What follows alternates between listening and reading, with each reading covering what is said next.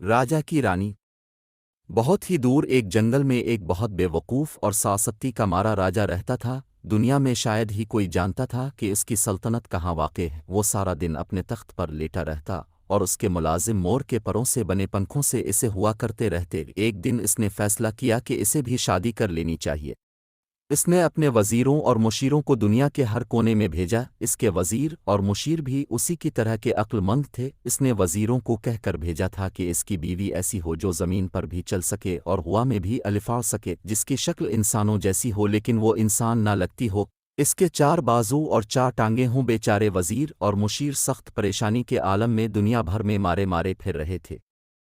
तभी उन्हें रास्ते में एक बहुत अक्लमंद बूढ़ा मिला जिसे उन्होंने अपनी मुश्किल बताई।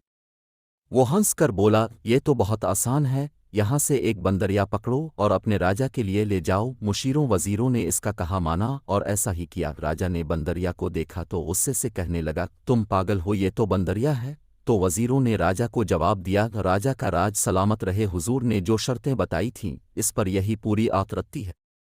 ये दुनिया में वाहिद जानदार है जिसकी शक्ल इंसानों से मिलती है, लेकिन ये इंसान नहीं है।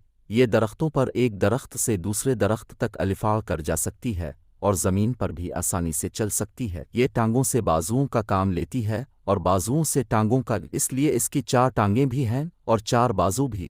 वाकई राजा की सारी शर्तों पर एक बंदरिया ही आतरती थी, लिहाजा राजा लाजवाब होकर बेवकूफ़ों की तरह उन्हें देखने लगा। फिर बंदरिया से तो उसने शादी किया करनी थी, वो सारी उम्र कनवारा ही रहा, लेकिन लोग बंदरिया को नहीं भूले और राजा की गैर मौजूदगी में इसे बंदरिया का शौहर ही कहते रहे।